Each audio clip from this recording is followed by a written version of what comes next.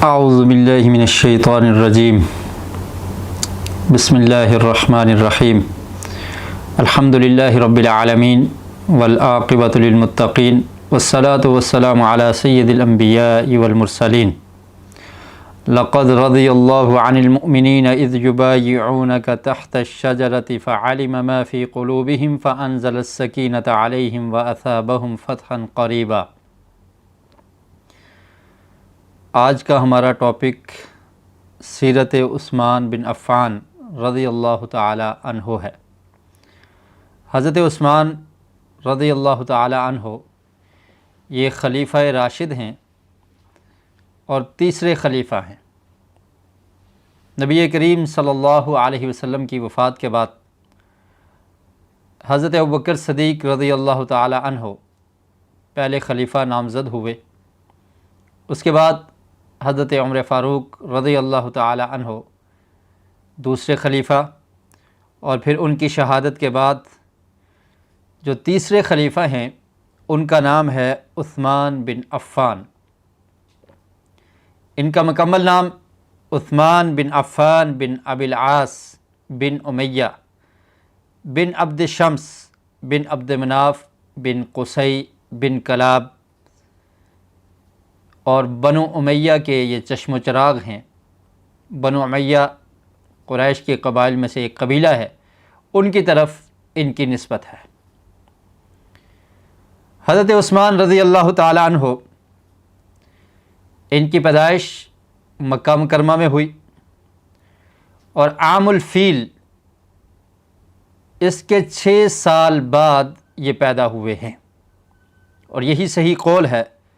جس کو حافظ ابن حجر رحمۃ اللہ علیہ نے اپنی کتاب الاصابہ میں نقل کیا ہے۔ مکہ میں ہی ان کی پرورش ہوئی، مکہ میں ہی رہتے رہے، اور بڑے ہی سمجھدار اچھے اخلاق کے مالک تھے یہ،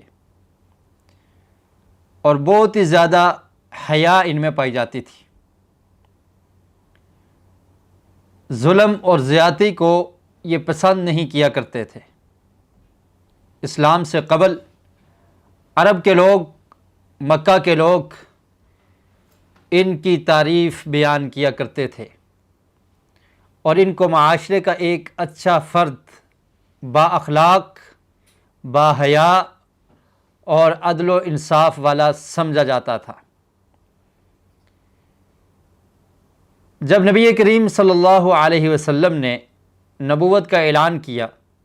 آقا علیہ السلام کی دعوت مکہ میں پھیلتی چلی گئی،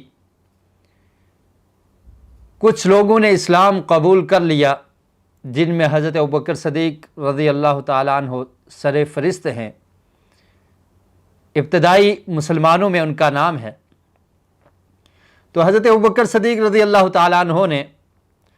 حضرت عثمان بن عفان رضی اللہ تعالی عنہ کو دعوت اسلام پیش کی، ان کو اسلام کی دعوت دی۔ انہوں نے سوچ بچار کے بعد اسلام کو قبول کر لیا اور اسلام کو اپنے سینے سے لگا لیا۔ چنانچہ حضرت ابوبکر صدیق رضی اللہ تعالی عنہ کے ہاتھ پر یہ مسلمان ہو جاتے ہیں۔ اور آپ جانتے ہیں کہ ابتدائی دور کے مسلمان، ان کو کس قدر تنگ کیا گیا، اسلام کی وجہ سے کتنا انہیں پریشان کیا گیا، کتنی مصیبتیں انہیں جھیلنا پڑی، کفار نے، مشرکین نے، قریش نے طرح طرح کے مظالم ان پر ڈھائے۔ حضرت عثمان غنی رضی اللہ تعالی عنہ بھی ان تکالیف کو سہتے رہے۔ قریش کے لوگوں نے ان کا مکہ میں رہنا دشوار کر دیا۔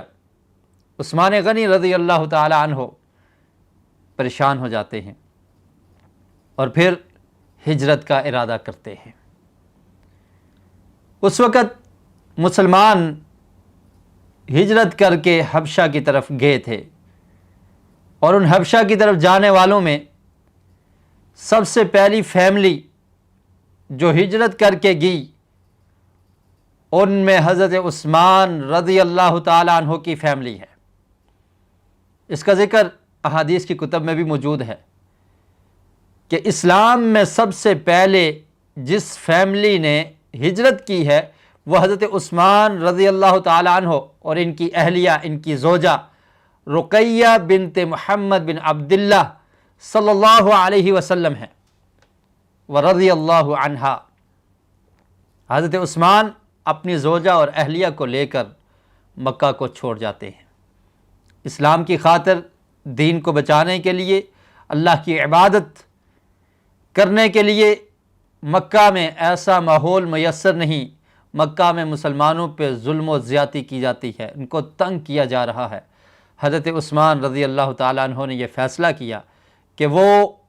اپنی اہلیہ کے ساتھ ہجرت کر کے حبشہ چلے جاتے، چنانچہ ہجرت کر کے حبشہ کی طرف چل دیے۔ اور پھر کچھ عرصے کے بعد جب یہ پتہ چلا، یہ خبر پھیل گئی کہ مکہ کے لوگوں نے اسلام قبول کر لیا ہے، حضرت عثمان رضی اللہ تعالیٰ عنہ اور دیگر مہاجرین جو حبشہ کی طرف گئے تھے وہاں سے واپس آ جاتے۔ جب مکہ کے قریب پہنچے، پتہ لگا کہ یہ خبر سچ نہ تھی، قریش کے لوگوں نے اسلام کو قبول نہیں کیا، تو یہ مکہ میں آ گئے، پھر مکہ میں ہی رہتے رہے۔ نبی کریم صلی اللہ علیہ وسلم نے جب یہ دیکھا کہ قریش کے لوگ اہل مکہ اسلام کو قبول بھی نہیں کر رہے اور مسلمانوں پر مصیبتیں اور مظالم ڈھائے جا رہے ہیں، اللہ رب العالمین کی طرف سے جب یہ اجازت ملی کہ آپ ہجرت کر کے مدینہ منورہ کی طرف چلے جائیں،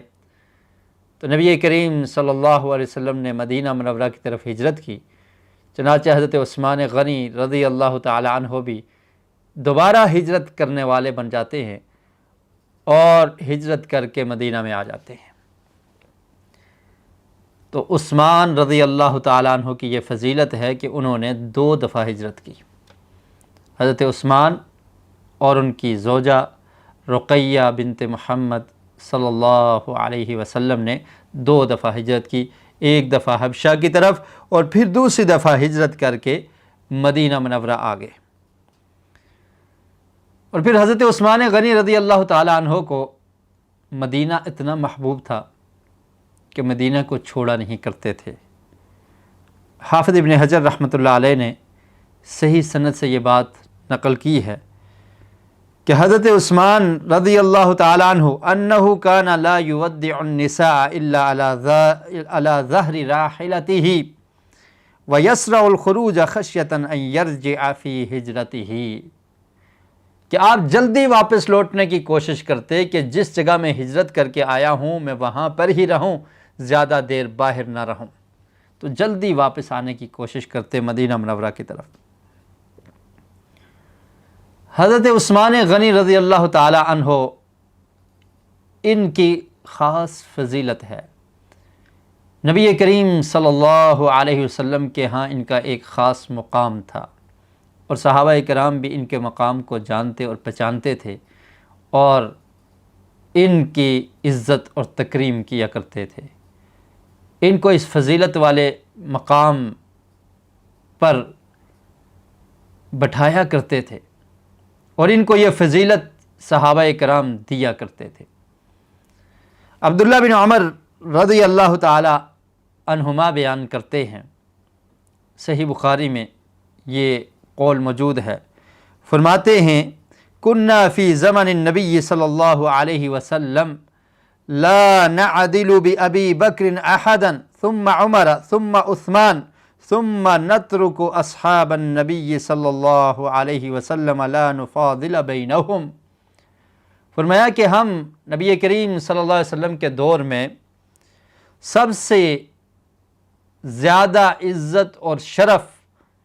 اور سب سے زیادہ افضل حضرت ابوبکر صدیق رضی اللہ تعالیٰ عنہ کو سمجھا کرتے تھے،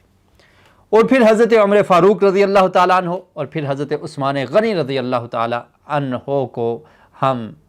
یہ مقام دیا کرتے تھے۔ یہ ترتیب تھی صحابہ کرام کے درمیان۔ اور پھر فرماتے ہیں کہ اس کے بعد جو اصحاب ہیں ہم ان کو کسی دوسرے پر فضیلت نہیں دیتے تھے۔ حضرت عثمان رضی اللہ تعالی عنہ کی صفات، آپ کی سیرت مسلمانوں کے لیے مشعل راہ ہے۔ اور مشعل راہ کیوں نہ ہو کہ نبی کریم صلی اللہ علیہ وسلم نے اسپیشل اپنے 4 خلفاء کے متعلق ارشاد فرمایا تھا، علیکم بسنتی و سنت الخلفاء الراشدین المہدیین، کیا لوگو تم نے میری سنت کو اور خلفائے راشدین کی سنت اور طریقے کو مضبوطی سے پکڑنا ہے۔ جن کو اللہ کے رسول نے راشدین کہا، جن کو مہدیین کہا، تو یہ ان کی فضیلت ہے۔ انہی خلفائے راشدین میں ایک نام حضرت عثمان بن عفان، خلیفہ راشد جو 30 خلیفہ ہیں، ان کا بھی ہے۔ اور ان کی صفات میں ایک خاص صفت یہ تھی کہ یہ حیا کو پسند کیا کرتے تھے، بہت با حیا تھے، ان کی حیا کا چرچا تھا۔ اور نبی کریم صلی اللہ علیہ وسلم بھی اس وجہ سے، ان کی اس خاص صفت کی وجہ سے ان کا خیال کیا کرتے تھے، ان کی تکریم اور عزت کیا کرتے تھے۔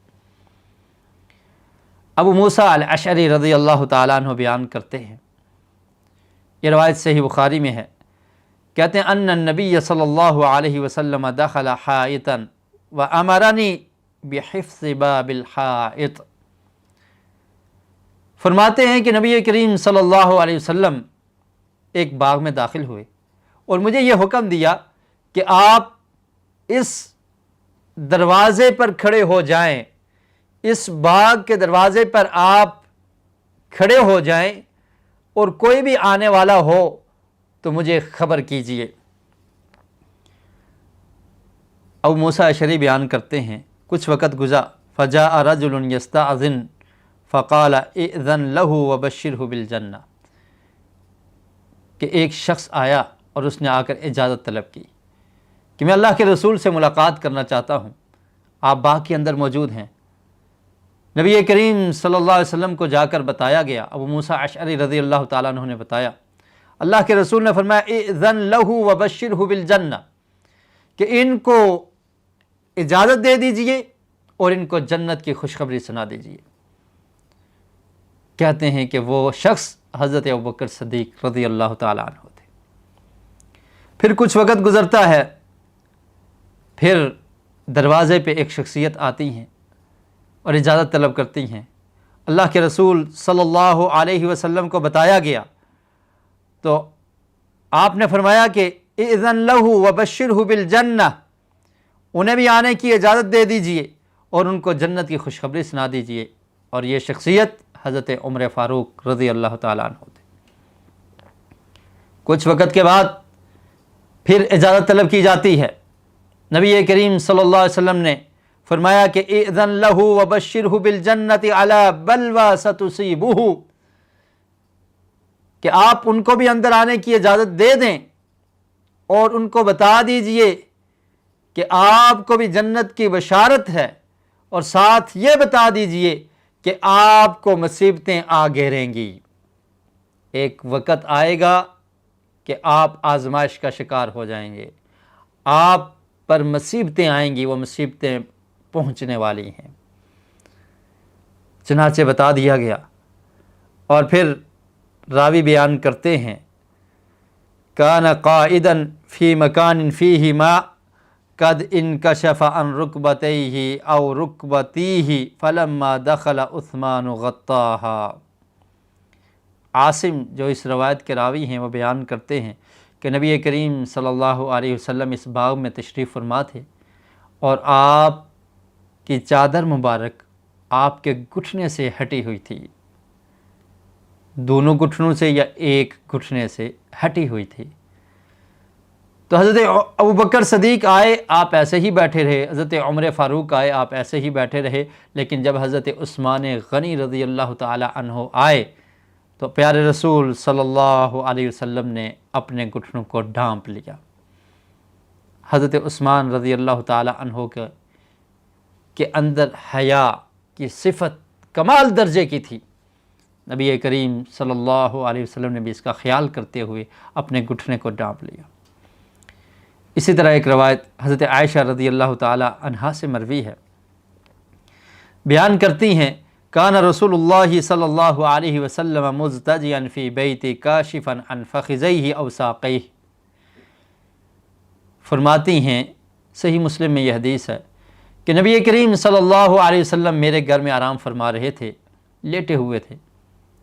اور آپ کی پنڈلی سے کپڑا ہٹا ہوا تھا یا آپ کی ران سے کپڑا ہٹا ہوا تھا۔ فرماتی ہیں کہ حضرت ابوبکر صدیق رضی اللہ تعالیٰ عنہ نے اجازت طلب کی، اندر آنے کی اجازت مانگی۔ اللہ کے رسول نے ان کو اجازت دے دی، وَهُوَ عَلَى تِلْكَ الْحَالِ، اور اسی حالت میں تھے۔ کچھ دیر کے بعد انہوں نے اپنی بات جو کرنی تھی کی اور چل دیے۔ پھر حضرت عمر فاروق رضی اللہ تعالیٰ عنہ آتے ہیں، اجازت مانگی، اللہ کے رسول نے اجازت دے دی، اور آقا علیہ السلام سے اپنی بات کرنے کے بعد وہ بھی چل دیے، اور پیارے رسول صلی اللہ علیہ وسلم اسی حالت میں ہیں۔ پھر حضرت عثمان غنی رضی اللہ تعالیٰ عنہ نے اجازت طلب کی، فجلس رسول اللہ صلی اللہ علیہ وسلم وسوى ثيابه، اللہ کے رسول بیٹھ جاتے ہیں اور اپنے کپڑوں کو درست کر لیتے ہیں۔ جب تینوں اصحاب چلے گئے، حضرت عائشہ رضی اللہ تعالی عنہا نے دریافت کیا، اللہ کے رسول، میرے بابا حضرت ابوبکر آئے، آپ اسی حالت میں بیٹھے رہے، آپ نے اپنے کپڑوں کو درست نہیں کیا، آپ کی پنڈلی پہ کپڑا نہیں تھا، آپ بیٹھے رہے۔ حضرت عمر فاروق رضی اللہ تعالیٰ عنہ آئے، آپ ایسے ہی آرام فرماتے رہے۔ جب حضرت عثمان آئے تو آپ نے اپنے کپڑوں کو درست کر لیا اور آپ بیٹھ گئے، اس کی کیا وجہ ہے؟ تو نبی کریم صلی اللہ علیہ وسلم نے ارشاد فرمایا، الا استحیی من رجل تستحیی منہ الملائکہ، کہ عائشہ کیا میں اس شخص سے حیا نہ کروں جس سے رب کے فرشتے بھی حیا کرتے ہیں؟ یہ حضرت عثمان بن عفان رضی اللہ تعالی عنہ ہیں۔ فرمایا اس سے اللہ تعالیٰ کے رب کے فرشتے بھی حیا کرتے ہیں، کیا میں ایسے شخص سے حیا نہ کروں جس سے فرشتے بھی حیا کرتے ہیں؟ اور پھر حضرت عثمان رضی اللہ تعالیٰ عنہ خود بیان کرتے ہیں، اور حضرت عائشہ رضی اللہ تعالیٰ عنہ سے بھی یہ روایت مروی ہے کہ وہ نبی کریم صلی اللہ علیہ وسلم کے گھر تشریف لائے تو پیارے رسول صلی اللہ علیہ وسلم نے اپنے کپڑوں کو درست کیا اور بیٹھ کے حضرت عائشہ رضی اللہ تعالیٰ عنہ نے دریافت کیا کہ پیارے رسول ابوبکر صدیق اور عمر فاروق رضی اللہ تعالیٰ عنہم اجمعین آئے تو آپ ایسے ہی بیٹھے رہے، لیکن حضرت عثمان کے بارے میں جب وہ تشریف لائے تو آپ نے اپنے کپڑوں کو درست کر لیا، اس کی وجہ کیا ہے؟ فرمایا ان عثمان رجل حیی وانی خشیت ان اذنت له على تلك الحال الا يبلغ الی فی حاجته۔ صحیح مسلم کے الفاظ ہیں، فرمایا کہ عثمان رجل حیی، حیا کرنے والے، حیا کو پسند کرنے والے شخص ہیں، اور مجھے یہ ڈر تھا کہ اگر میں اسی حالت میں رہتا حضرت عثمان آتے اور ممکن ہے کہ وہ مجھ سے اپنی حاجت اور ضرورت کے متعلق بات ہی نہ کرتے۔ اس قدر حیا کو پسند کرنے والے حضرت عثمان رضی اللہ تعالی عنہ ہیں۔ اور پھر حضرت عثمان رضی اللہ تعالی عنہ نبی کریم صلی اللہ علیہ وسلم کے ساتھ تمام غزوات میں شریک رہے۔ آپ کی زندگی کے بے شمار پہلو ہیں، میں صرف چند چیزوں کا یا چند واقعات کا ذکر کروں گا اور وہ احادیث بیان کرنے کی کوشش کروں گا کہ جو ان کی فضیلت میں، ان کی سیرت کے بارے میں نبی کریم صلی اللہ علیہ وسلم کے فرامین جو صحیح سند کے ساتھ ثابت ہیں، صرف میں ان کو بیان کرنے کی کوشش کروں۔ تمام غزوات میں حضرت عثمان رضی اللہ تعالیٰ عنہ شریک رہے، سوائے ایک غزوہ کے جس کو غزوہ بدر کہا جاتا ہے، اور اس میں عدم شرکت اور عثمان رضی اللہ تعالی عنہ کا شریک نہ ہونا یہ نبی اکرم صلی اللہ علیہ وسلم کی فرما برداری اور آپ کے حکم کی تعمیل تھی کہ آپ کی زوجہ رقیہ بنت محمد صلی اللہ علیہ وسلم ورضی اللہ عنہا بیمار ہیں، اور بیماری بھی شدید ہے، اور یہ ان کی بیماری ان کی موت کا سبب بن جاتی ہے۔ ادھر سے غزوہ بدر کے لیے تیاریاں ہیں، حضرت عثمان رضی اللہ تعالی عنہ جانے کے لیے تیار ہیں۔ اللہ کے رسول نے حکم دیا کہ آپ اپنی زوجہ کی عیادت کے لیے یہاں پر ہی ٹھہریں، آپ ہمارے ساتھ نہ جائیں، آپ کو اس کا اجر بھی ملے گا، اور پھر مال غنیمت میں سے آپ کو حصہ بھی دیا جائے گا۔ چنانچہ نبی کریم صلی اللہ علیہ وسلم کی حکم کی فرمانبرداری کرتے ہوئے حضرت عثمان غنی رضی اللہ تعالیٰ عنہ غزوہ بدر میں شریک نہ ہوئے اور مدینہ میں ٹھہر گئے، مدینہ میں ٹھہرے رہے۔ رقیہ بنت محمد زوجۃ عثمان رضی اللہ عنہ ان کی عیادت، ان کی تیمارداری کرتے رہے، اور پھر انہی ایام میں حضرت رقیہ رضی اللہ تعالی عنہ وفات پا جاتی ہیں۔ جب ان کو دفنایا گیا اسی وقت یہ خوشخبری ملی کہ مسلمانوں کو غزوہ بدر میں فتح نصیب ہوئی ہے، اور اللہ کے رسول صلی اللہ علیہ وسلم نے حضرت عثمان غنی رضی اللہ تعالیٰ عنہ کے لیے مال غنیمت میں حصہ بھی رکھا۔ جب نبی کریم صلی اللہ علیہ وسلم واپس پہنچتے ہیں، آپ کو بتایا جاتا ہے کہ عثمان رضی اللہ تعالی عنہ کی زوجہ رقیہ رضی اللہ عنہا بنت محمد صلی اللہ علیہ وسلم وفات پا چکی ہیں۔ اللہ کے رسول کو حضرت عثمان سے کتنی محبت تھی، فرمایا عثمان پریشان نہ ہوں، اگر میری ایک بیٹی فوت ہو گئی ہے تو میں اپنی دوسری بیٹی کا نکاح آپ کے ساتھ کروں گا۔ چنانچہ ام کلثوم رضی اللہ تعالی عنہا کے نکاح حضرت عثمان غنی رضی اللہ تعالیٰ عنہ کے ساتھ کر دیا گیا، اور اسی لیے حضرت عثمان رضی اللہ تعالیٰ عنہ کو ذی النورین بھی کہا جاتا ہے، یہ ان کا لقب تھا کہ آقا علیہ السلام کی دو بیٹیاں یکے بعد دیگرے حضرت عثمان رضی اللہ تعالیٰ عنہ کے نکاح میں تھی، اور یہ فضیلت بھی صرف حضرت عثمان رضی اللہ تعالیٰ عنہ کو حاصل ہے کہ کسی نبی کی دو بیٹیاں اس کے امتی کے گھر ہوں، یہ فضیلت صرف حضرت عثمان رضی اللہ تعالیٰ عنہ کو حاصل۔ اور پھر حضرت عثمان رضی اللہ تعالیٰ عنہ کی سخاوت، آپ اتنے سخی تھے، اس قدر سخاوت کیا کرتے تھے، اس قدر اللہ کے راستے میں مال خرچ کیا کرتے تھے کہ جب مدینہ منورہ میں مسلمان پہنچے، ہجرت کر کے مدینہ میں آ گئے، اب مسلمانوں کے پاس پینے کے لیے پانی میسر نہیں ہے۔ ایک کنواں ہے جس کا نام بئر روما ہے، وہ کنواں یہودی کی ملکیت میں ہے، مسلمانوں کو وہاں سے ڈول بھرنے کی اجازت نہیں ہے، وہاں سے پانی لینے کی اجازت نہیں ہے۔ نبی کریم صلی اللہ علیہ وسلم نے یہ اعلان کر دیا، فرمایا من حفر رومتن فلہ الجنہ، فرمایا کہ جو بئر روما کو خریدے گا، اور ایک روایت کے الفاظ ہیں کہ بئر روما کو مسلمانوں کے لیے وقف کرے گا کہ مسلمان بھی وہاں سے پانی لے سکیں، اسے میں اس سے بہتر جنت کے کنویں کی خوشخبری سناتا ہوں۔ اور ایک روایت میں ہے فلہ الجنہ، اس شخص کے لیے جنت ہے۔ حضرت عثمان غنی رضی اللہ تعالیٰ عنہ نے اس کنویں کو خرید کر مسلمانوں کے لیے وقف کر دیا، اور پھر آپ کی سخاوت کے کیا کہنے۔ وقت گزرتا گیا،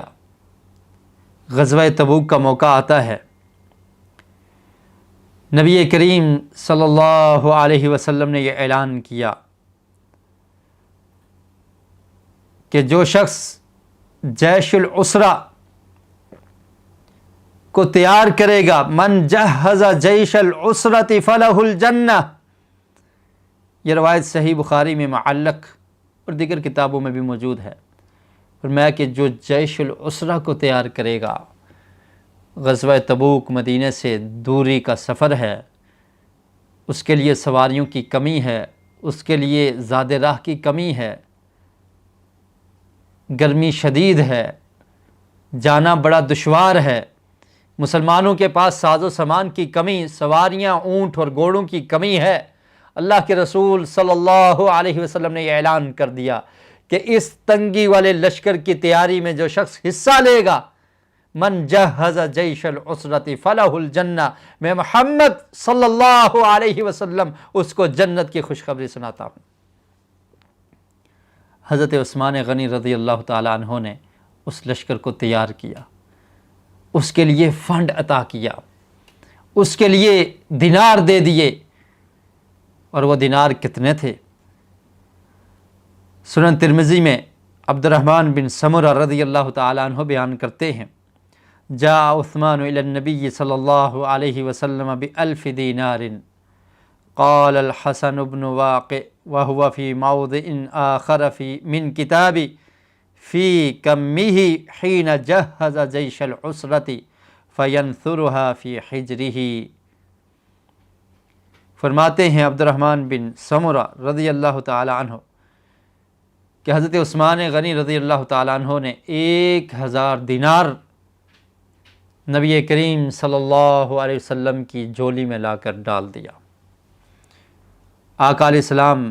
عبد الرحمن بن سمرہ بیان کرتے ہیں کہ ان دیناروں کو دیکھتے ہیں اور دیکھتے ہوئے فرماتے ہیں یقلبها فی حجرہ ویقول، اپنی گود میں عثمان غنی رضی اللہ تعالی عنہ نے اس لشکر کی تیاری کے لیے جو 1000 دینار دیے ہیں، ان کو دیکھتے ہیں، اللہ کے رسول صلی اللہ علیہ وسلم کی گود میں موجود ہیں، آپ ان کو الٹ پلٹ کرتے ہیں اور ان کو دیکھ کر فرماتے ہیں ما ضر عثمان ما عمل بعد اليوم، فرمایا کہ آج کے بعد اگر عثمان کوئی بھی نیکی کا کام نہ کرے تو اس کی یہی نیکی اس کی نجات کے لیے کافی ہے، اور اگر آج کے بعد عثمان کوئی برا عمل بھی کرے تو اس کا برا عمل اس کو کوئی نقصان نہیں پہنچائے گا۔ ما ضر عثمان ما عمل بعد اليوم، مرتين، 2 دفعہ فرمایا۔ اتنی سخاوت اور اس قدر اپنے مال کو اللہ کے راستے میں خرچ کرنے والے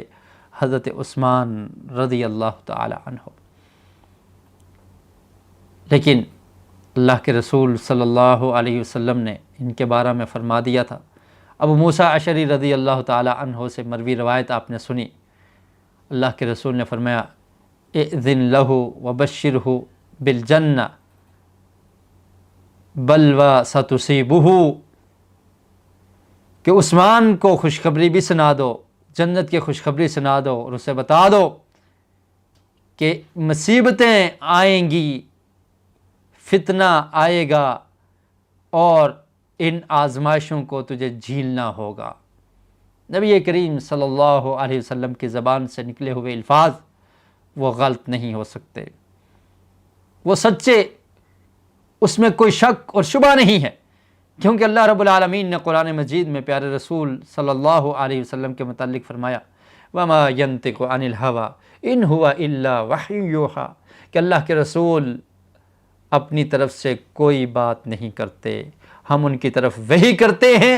اور وہی وہ نطق فرماتے ہیں، وہی بات وہ امت تک پہنچاتے ہیں۔ اور پھر نبی کریم صلی اللہ علیہ وسلم نے اپنی زندگی میں بتا دیا تھا کہ عثمان،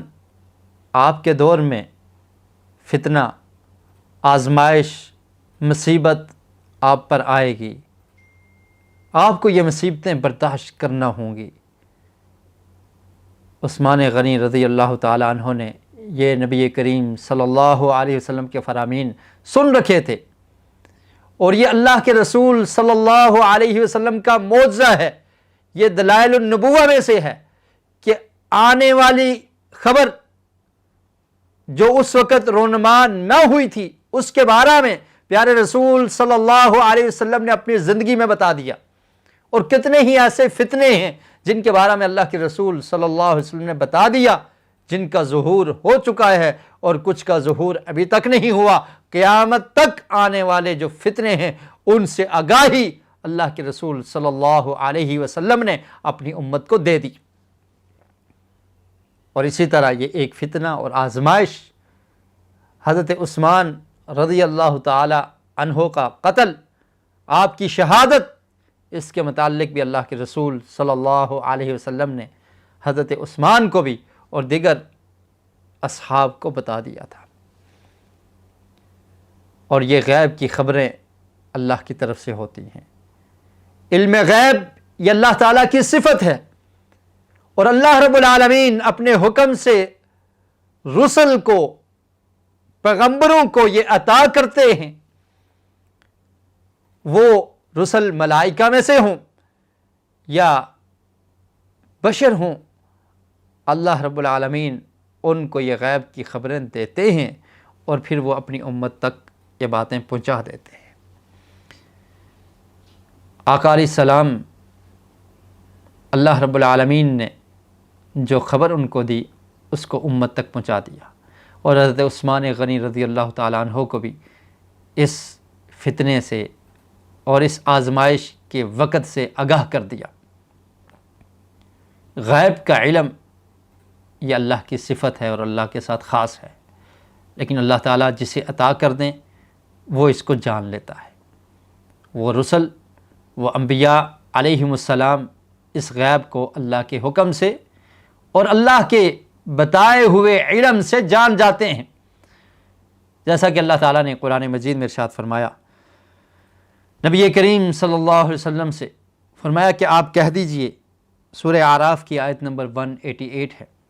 قُلْ لَا أَمْلِكُ لِنَفْسِي نَفْعًا وَلَا ضَرًّا إِلَّا مَا شَاءَ اللَّهُ، کہ اے پیارے رسول آپ کہہ دیجئے کہ میں اپنے نفس، اپنی جان کے لیے نفع اور نقصان کا مالک نہیں ہوں، نفع اور نقصان کا مالک صرف ایک اللہ ہے، الا ما شاء اللہ، مگر جو اللہ نے چاہا وہی ہوتا ہے۔ اللہ کی چاہت کے بغیر، اللہ کی مرضی کے بغیر میں اپنی جان کے نفع اور نقصان کا مالک بھی نہیں ہوں۔ فرمایا یہ اعلان کر دیجیے۔ اور پھر غیب کے متعلق فرمایا وَلَوْ كُنْتُ أَعْلَمُ الْغَيْبَ لَاسْتَكْثَرْتُ مِنَ الْخَيْرِ وَمَا مَسَّنِيَ السُّوءُ إِنْ أَنَا إِلَّا نَذِيرٌ وَبَشِيرٌ لِقَوْمٍ يُؤْمِنُونَ، اور فرمایا کہ اگر میں عالم غیب ہوتا، میں غیب کو جاننے والا ہوتا، اعلم الغیب لاستکثرت من الخیر، میں بھلائیوں کو جمع کر لیتا اور کبھی کوئی پریشانی مجھے نہ پہنچتی۔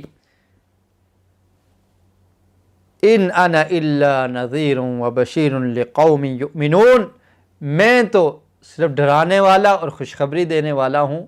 ایمان والوں کے لیے، جو لوگ ایمان لانے والے ہیں، جو مومن ہیں۔ تو اپنے آپ سے اللہ کے رسول نے غیب کی نفی کر دی۔ علم غیب یہ اللہ کی صفت ہے، اور اللہ رب العالمین نے سورہ بقرہ آیت نمبر 255 میں ارشاد فرمایا وَلَا يُحِيطُونَ بِشَيْءٍ مِّنْ عِلْمِهِ إِلَّا بِمَا شَاءَ، اللہ تعالیٰ کا جو علم ہے اس کا کوئی احاطہ نہیں کر سکتا مگر وہ جو اللہ رب العالمین عطا کرتے ہیں۔ تو نبی کریم صلی اللہ علیہ وسلم کو یہ غیب کی خبریں اللہ رب العالمین نے بتا دی تھی۔ اللہ کے رسول نے اس سے حضرت عثمان رضی اللہ تعالی عنہ کو آگاہ کر دیا اور انہیں بتا دیا، اور دیگر صحابہ کرام کو بھی بتا دیا کہ یہ فتنہ اور آزمائش کا دور ہوگا۔ وہ روایات ہم ذکر کریں گے۔ اور اسی طرح اللہ رب العالمین نے قرآن مجید میں ارشاد فرمایا عالم الغیب فلا یظہر علی غیبہ احدا الا من ارتضی من رسول، سورہ جن کی آیت نمبر 27 ہے۔ فرمایا کہ اللہ تعالیٰ ہی غیب کو جاننے والا ہے، فلا یظہر علی غیبہ، وہ اپنے غیب کو نہیں ظاہر کرتا، الا من ارتضی من رسول، مگر جس رسول کو خاص کر لے، اسپیشل کر لیں، جس پہ چاہیں اللہ تعالیٰ اس پہ ظاہر کر دیتے ہیں، مگر یہ غیب کا جاننا یہ اللہ رب العالمین کی صفت ہے، اور اللہ تعالیٰ ہی غیب کو جاننے والا ہے۔ پیارے رسول صلی اللہ علیہ وسلم نے حضرت عثمان رضی اللہ تعالیٰ عنہ کے متعلق اپنی زندگی میں ہی ارشاد فرما دیا تھا۔ عبداللہ بن عمر رضی اللہ تعالیٰ عنہما بیان کرتے ہیں، مسند احمد میں، سنن ترمذی میں یہ روایت موجود ہے، ذکر رسول اللہ صلی اللہ علیہ وسلم فتنتاً، اللہ کے رسول صلی اللہ علیہ وسلم نے فتنے کا ذکر کیا۔ فمر رجل، ایک آدمی گزرا، فقال، آپ نے فرمایا، یقتل فیہا ھذا المقنع یومئذ مظلوما، فرمایا یہ جو شخص گزر رہا ہے یہ اس دن اسے قتل کر دیا جائے گا اور یہ مظلوم ہوگا۔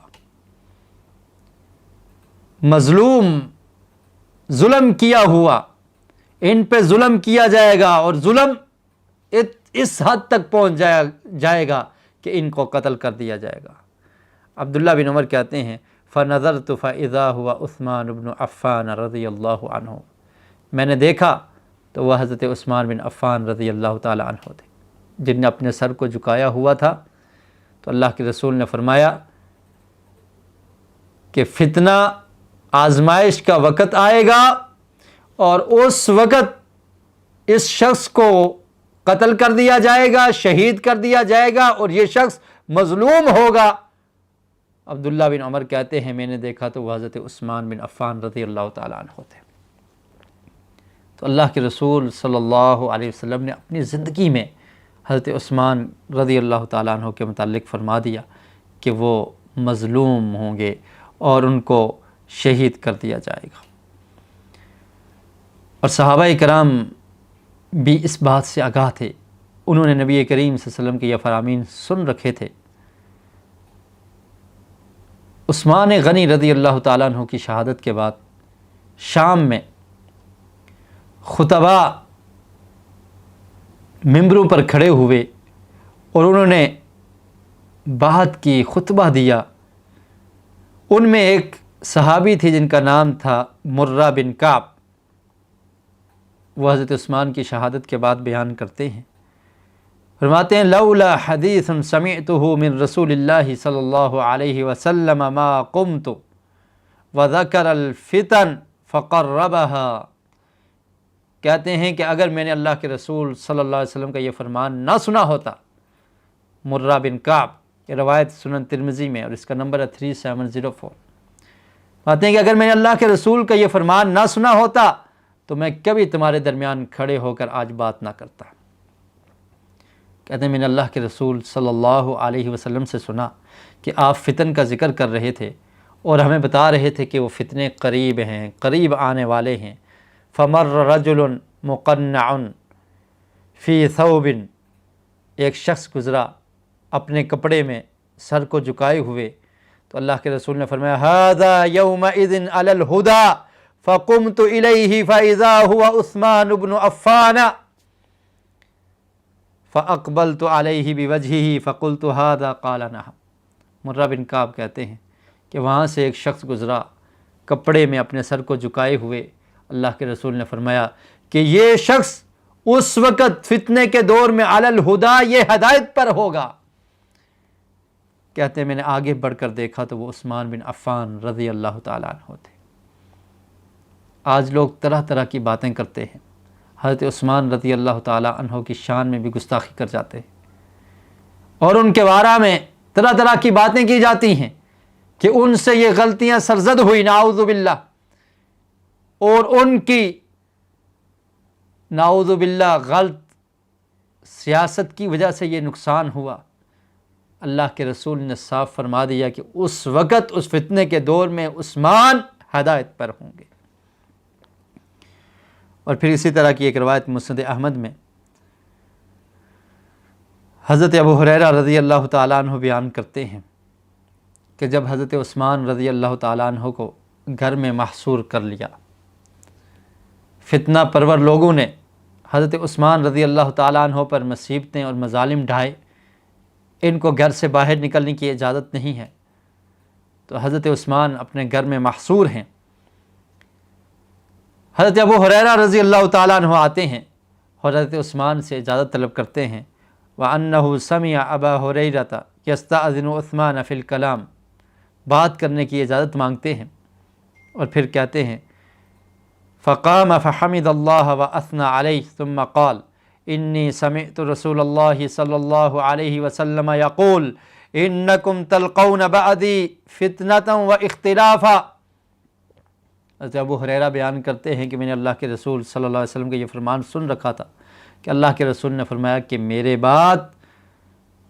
فتنے اور اختلاف ہوں گے، تم فتنے اور اختلافات کو دیکھو گے۔ تو کسی شخص نے پوچھا اللہ کے رسول سے، فمن لنا یا رسول اللہ،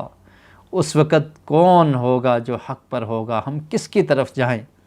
فرمایا علیکم بالامین وَأَصْحَابِهِ وَهُوَ يُشِيرُ إِلَىٰ عثمان بِذَلِكَ۔ اللہ کے رسول نے اشارہ کر کے فرمایا کہ تم لازم پکڑو بالامین، اس امین کو اور اس کے ساتھیوں کو، اور عثمان رضی اللہ تعالیٰ عنہ کی طرف اشارہ کیا کہ اس وقت تم نے ان کا ساتھ دینا ہے۔ یہ دلائل النبوہ میں یہ چیزیں موجود ہیں کہ اللہ کے رسول صلی اللہ علیہ وسلم نے اس کے بارے میں بتا دیا، اور پھر ان سالوں کا بھی ذکر کر دیا کہ کن سالوں میں یہ فتنے اٹھیں گے اور کس طرح سے مسلمانوں کے درمیان ان فتنوں کا آغاز ہوگا۔ ان سالوں کا ذکر بھی نبی کریم صلی اللہ علیہ وسلم نے کر دیا۔ ابو داؤد میں یہ روایت موجود ہے، عبداللہ بن مسعود رضی اللہ تعالیٰ عنہ بیان کرتے ہیں، یدور رحل اسلامی بخمس و ثلاثین او ست و ثلاثین او سبع و ثلاثین۔ فرمایا کہ اسلام کی چکی گھومے گی، چلے گی، مطلب یہ ہے کہ اس دور میں اسلام خوب پھیلے گا اور پھولے گا اور مستقر اور مضبوط ہوگا۔ یا مطلب یہ ہے کہ اس طرح سے فتنے ہوں گے، قتل و غارت ہوگی۔ وہ سال کون سے ہیں؟ بخمس و ثلاثین، 35 ہجری کا نام لیا، 36 ہجری یا 37 ہجری کا نام لیا، اور 35 ہجری 12 ذی الحجہ جس مہینے سے ابھی ہم گزر رہے ہیں، سن 35 ہجری کو حضرت عثمان رضی اللہ تعالیٰ عنہ کی شہادت ہوتی۔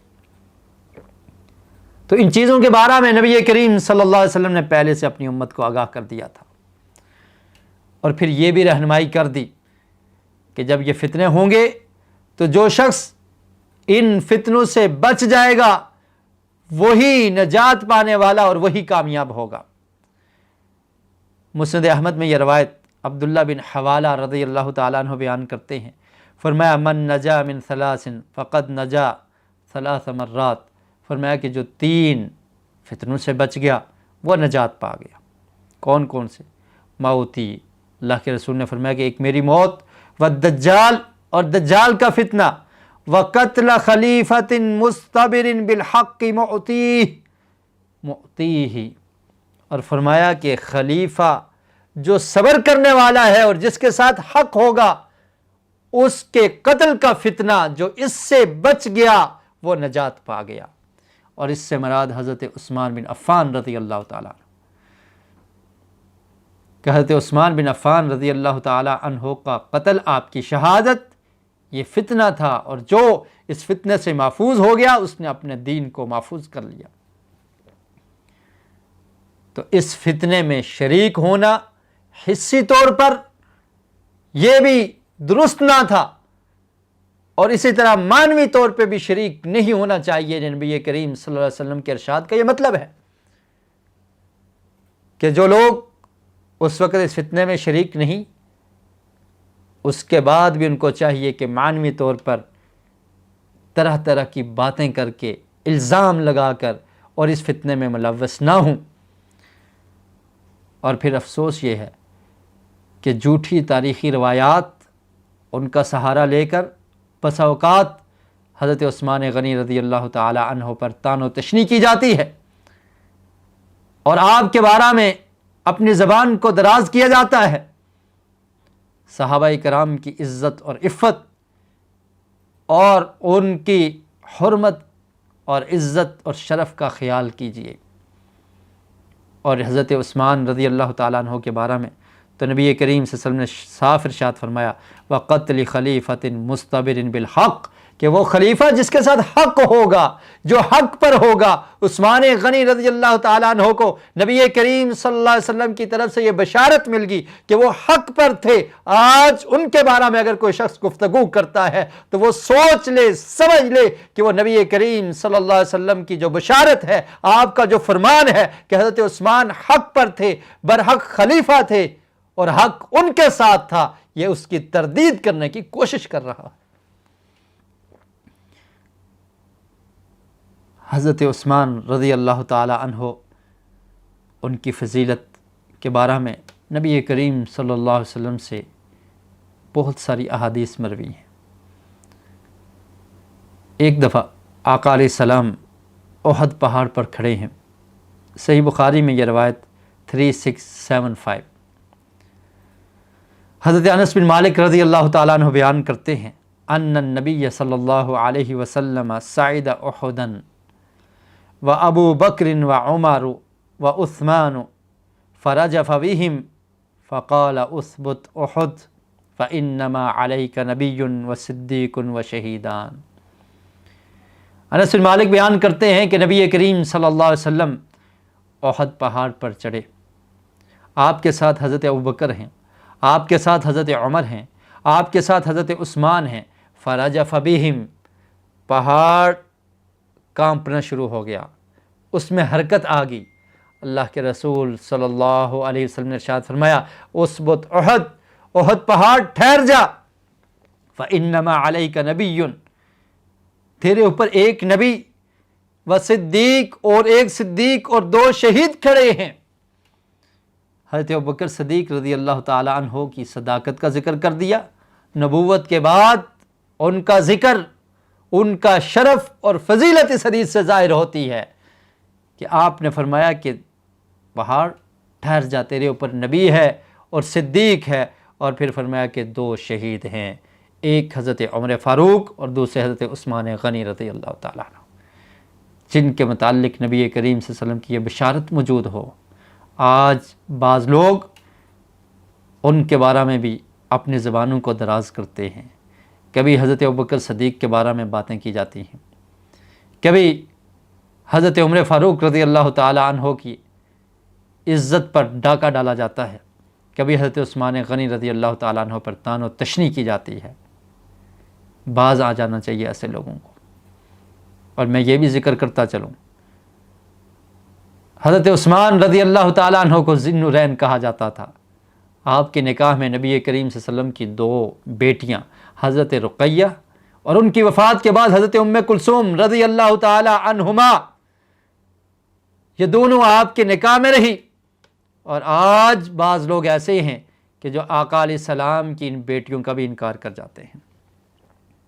اور کہتے ہیں کہ صرف ایک بیٹی حضرت فاطمہ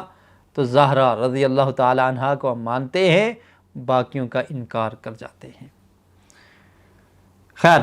اسی طرح کی ایک روایت صحیح مسلم میں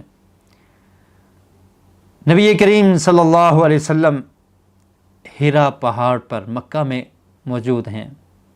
حضرت ابو ہریرہ رضی اللہ تعالیٰ عنہ بیان کرتے ہیں ان رسول اللہ صلی اللہ علیہ وسلم کان علی حراء ہوا و ابو بکر و عمر و عثمان و علی وطلحة والزبير فتحركت الصخرة فقال رسول الله صلی اللہ علیہ وسلم اہدأ، اور ایک روایت کے الفاظ ہیں اسکن فما علیک الا نبی او صدیق او شہید۔ فرماتے ہیں کہ ایک ہرا پہاڑ جو مکہ میں ہے، اس کے اوپر اللہ کے رسول صلی اللہ علیہ وسلم اپنے اصحاب کے ساتھ حضرت ابوبکر، حضرت عمر، حضرت عثمان اور حضرت علی، حضرت طلحہ اور زبیر کے ساتھ کھڑے ہیں۔ چٹان میں حرکت آ جاتی ہے، اللہ کے رسول نے فرمایا کہ اے پہاڑ ٹھہر جا، تیرے اوپر ایک نبی، ایک صدیق اور شہید ہیں۔ اس میں بھی حضرت عثمان، حضرت علی اور حضرت طلحہ اور زبیر رضی اللہ تعالی عنہ کو نبی کریم صلی اللہ علیہ وسلم نے شہید کہا۔ اور پھر اس فتنے کے بارے میں اللہ کے رسول صلی اللہ علیہ وسلم نے حضرت عثمان رضی اللہ تعالیٰ عنہ کو بتا بھی دیا تھا اور علیحدہ کر کے بھی بتایا،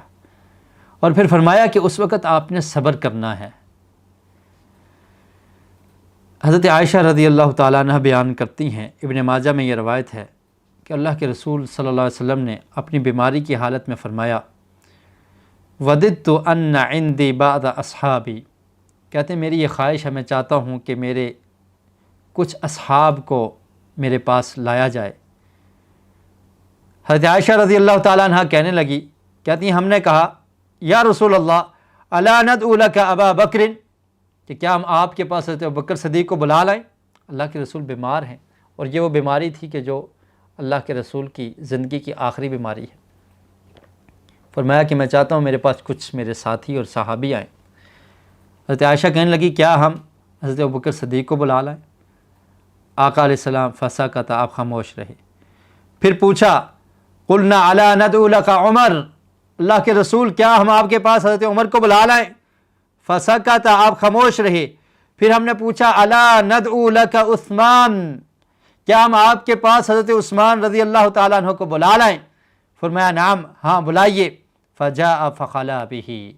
حضرت عثمان آتے ہیں، اللہ کے رسول صلی اللہ علیہ وسلم نے علیحدہ ہو کر ان سے بات کی، اور ایک روایت میں حضرت عائشہ بیان کرتی ہیں کہ سرگوشی کی کہ حضرت عائشہ رضی اللہ تعالیٰ عنہ بھی وہ بات نہ سن سکی، صرف کچھ الفاظ حضرت عائشہ رضی اللہ تعالیٰ عنہ نے سنے۔ فرماتی ہیں علیحدہ کر لیا، اور اللہ کے رسول صلی اللہ علیہ وسلم آپ سے بات کر رہے تھے۔ وَوَجْهُ عثمان يَتَغَيَّرُ، عائشہ رضی اللہ تعالیٰ عنہ بیان کرتی ہیں کہ میں یہ منظر دیکھ رہی تھی، نبی کریم صلی اللہ علیہ وسلم اپنے داماد، اپنے پیارے صحابی حضرت عثمان رضی اللہ تعالیٰ عنہ سے بات کر رہے ہیں، آپ ان کو سمجھا رہے ہیں۔ حضرت عثمان رضی اللہ تعالیٰ عنہ کے چہرے کا رنگ متغیر ہو جاتا ہے، چینج ہو جاتا ہے، تبدیل ہو جاتا ہے۔ کچھ اس طرح کی باتیں بتائی گی، اور پھر فرمایا کہ وہ دن، جس دن حضرت عثمان رضی اللہ تعالیٰ عنہ کو ان کے گھر میں محصور کر دیا گیا، بند کیا گیا، تو وہ راز جو اللہ کے رسول نے حضرت عثمان کو دیا تھا، حضرت عثمان کو بتایا تھا، اس کا انہوں نے اظہار کیا۔ کہنے لگے عہد الی عہدا فانا سائر الی، اور ایک روایت کے الفاظ ہیں وانا صابر علی فکانوا یرونہ ذلک اليوم۔ فرماتے ہیں حضرت عثمان کہ مجھ سے اللہ کے رسول نے یہ وعدہ کیا تھا، مجھے یہ نصیحت کی تھی، اور میں اس نصیحت پر چلنے والا ہوں، فرمایا وانا صابر علی، اور میں اس پر صبر کرنے والا ہوں۔ اللہ کے رسول کی یہ مجھے نصیحت تھی۔ آج لوگ پوچھتے ہیں کہ حضرت عثمان رضی اللہ تعالیٰ عنہ کو گھر میں محصور کر دیا، آپ خلیفہ راشد ہیں، آپ نے ان باغیوں کے خلاف قتال کیوں نہ کیا؟ آپ نے تلوار کیوں نہ اٹھائی؟ آپ نے صحابہ کو اجازت کیوں نہ دی؟ یہ حدیث اس کا جواب ہے۔ حضرت عثمان نے اس دن فرمایا کہ مجھے اللہ کے رسول نے یہ وصیت کی تھی، اور میں اس مصیبت کو جھیلنے والا ہوں، اس فتنے کے دور میں اس کو برداشت کروں گا، لیکن خون خرابہ اس کو میں برداشت نہیں کر سکتا۔ اللہ کے رسول نے صبر کی تلقین کی تھی کہ عثمان آپ نے صبر کرنا ہے، آپ حق پر ہوں گے، آپ جنتی ہیں، آپ کو میں جنت کی بشارت سنا کر جاتا ہوں۔ حضرت عثمان فرماتے ہیں وَأَنَا صَابِرٌ عَلَيْهِ، میں اس پر صبر کروں گا، اور صبر کرتے رہے، اور شہادت کو منظور کر لیا، اپنی جان کا نذرانہ پیش کر دیا، لیکن مدینۃ الرسول میں قتل و غارت اور اس طرح سے اس فتنے کا جواب نہ دیا۔ اور پھر اسی طرح کی ایک روایت حضرت عائشہ رضی اللہ تعالیٰ عنہا سے مروی ہے کہ نبی کریم صلی اللہ علیہ وسلم نے اپنے پیارے صحابی حضرت عثمان رضی اللہ تعالیٰ عنہ کو یہ بھی وصیت کی تھی۔ فرمایا ان ولاک اللہ ھذا الامر یوما فارادک المنافقون ان تخلع قمیصک الذی قمصک اللہ فلا تخلعہ فلا تخلعه یقول ذلك 3 مرات۔ سنن ترمذی میں یہ روایت ابن ماجہ میں موجود ہے۔ حضرت عائشہ بیان کرتی ہیں کہ اللہ کے رسول نے حضرت عثمان کو فرمایا کہ عثمان، اللہ تعالیٰ تجھے والی بنائے گا، تو خلیفہ ہوگا، اور کچھ لوگ یہ چاہیں گے ان تخلع قمیصک الذی کمسک اللہ، کہ یہ خلافت کی قمیص جو اللہ نے تجھے پہنائی ہے اس کو اتارنا چاہیں گے، تجھ سے خلافت چھیننا چاہیں گے، لیکن تو نے صبر کرنا ہے، تو نے اس خلافت کو فلا تخلعہ، اس سے علیحدہ نہیں ہونا، اس قمیص کو اتارنا نہیں ہے۔ اس خلافت کی مثال قمیص سے دی کہ جس قمیص کو اللہ تعالیٰ تجھے پہنا دے اس کو تو نے اتارنا نہیں۔ حضرت عثمان رضی اللہ تعالیٰ عنہ اس پر صبر کرتے رہے اور ان مصیبتوں کو جھیلتے رہے، نبی کریم صلی اللہ علیہ وسلم کے فرامین اور آپ کی وصیت پر عمل کرتے ہوئے حضرت عثمان رضی اللہ تعالیٰ عنہ صبر سے یہ تمام مصیبتیں برداشت کرتے رہے۔ اور پھر وہ وقت قریب آ گیا کہ جب حضرت عثمان رضی اللہ تعالیٰ عنہ کو ان کے گھر میں محصور کر کے شہید کر دیا جاتا ہے۔ 12 ذی الحجہ سن 35 ہجری میں حضرت عثمان رضی اللہ تعالیٰ عنہ شہید ہو جاتے ہیں۔ آپ کی خلافت کے متعلق آپ کو خلیفہ کیسے بنایا گیا، اس کے بارے میں صحیح بخاری میں تفصیل سے ایک روایت موجود ہے، مختصر میں اس کا ذکر کر دیتا ہوں۔ حضرت عمر فاروق رضی اللہ تعالیٰ عنہ جو خلیفہ راشد تھے،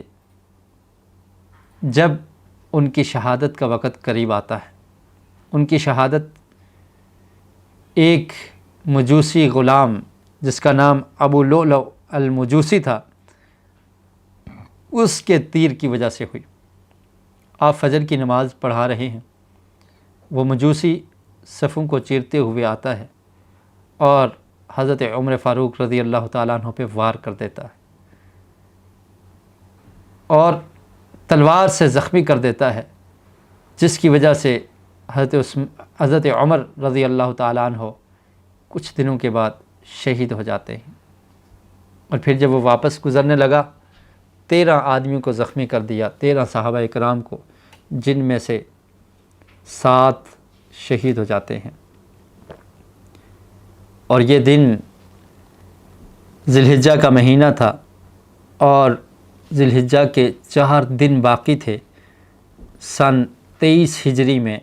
یہ واقعہ پیش آیا۔ اس کے بعد حضرت عمر رضی اللہ تعالیٰ عنہ نماز پڑھا تو نہ سکے، عبد الرحمن بن عوف رضی اللہ تعالیٰ عنہ کو آگے کیا، انہوں نے مختصر نماز پڑھائی۔ حضرت عمر رضی اللہ تعالیٰ عنہ کو گھر پہنچایا گیا۔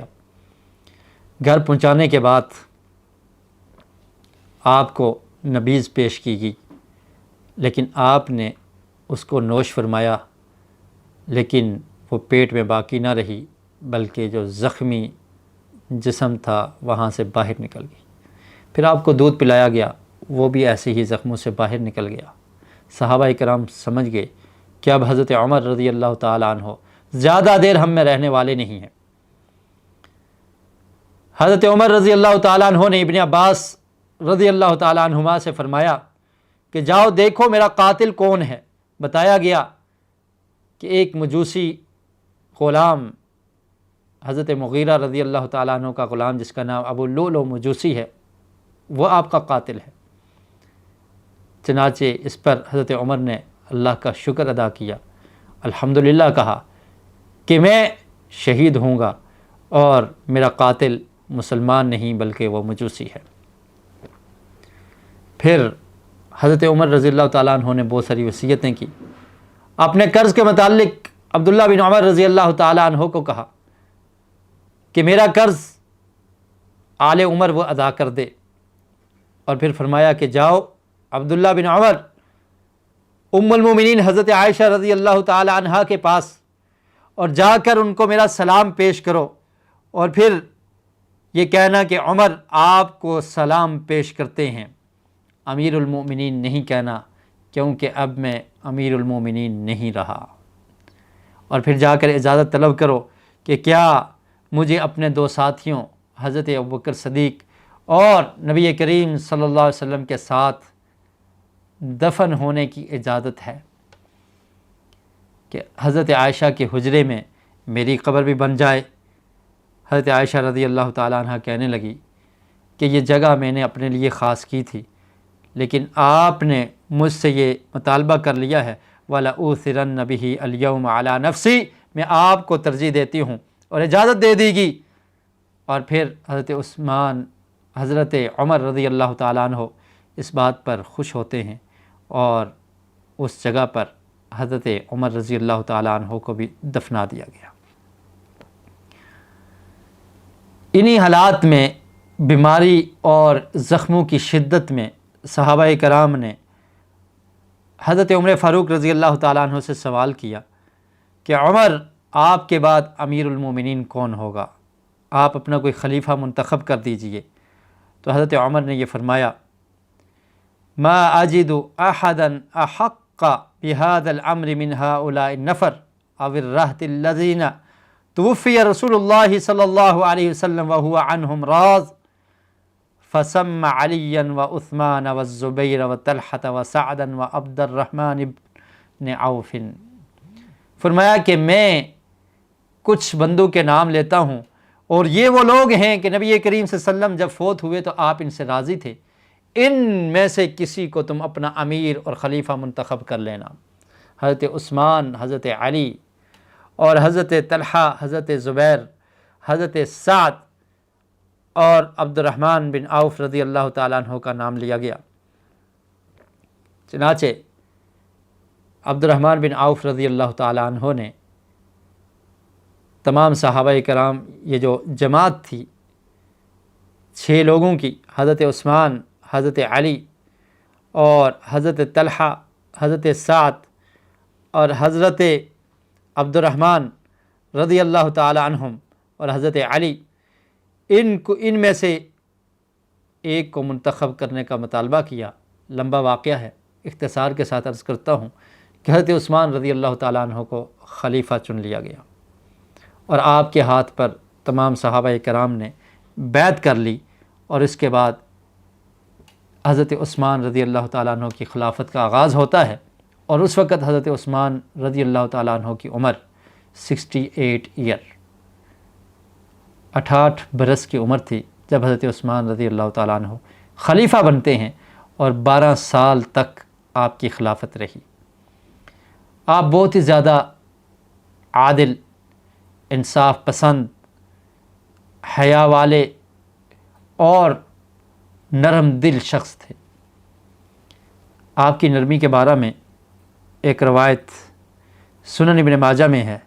آپ کے غلام ہانی بیان کرتے ہیں، کان عثمان بن عفان اذا وقف علی قبر یبکی حتی یبل لحیتہ، کہ حضرت عثمان بن عفان رضی اللہ تعالیٰ عنہ جب قبر کے پاس جاتے تو رونا شروع کر دیتے، اتنا روتے کہ آپ کی داڑھی مبارک آنسوں سے تر ہو جاتی۔ آپ سے پوچھا گیا، تذکر الجنت والنار ولا تبکی، عثمان آپ کے سامنے جنت کا ذکر ہوتا ہے، آپ کے سامنے آگ کا ذکر ہوتا ہے، آپ روتے نہیں، لیکن قبر کا نام سن کر یا جب قبر کے پاس کھڑے ہوتے ہیں تو آپ رو پڑتے ہیں۔ حضرت عثمان بیان کرتے ہیں کہ مجھے رسول مکرم صلی اللہ علیہ وسلم کا یہ فرمان یاد ہے، ان القبر اول منازل الاخرہ، کہ قبر آخرت کی منازل میں سے سب سے پہلی منزل ہے، فإن نجا منہ فما بعدہ ایسر منہ،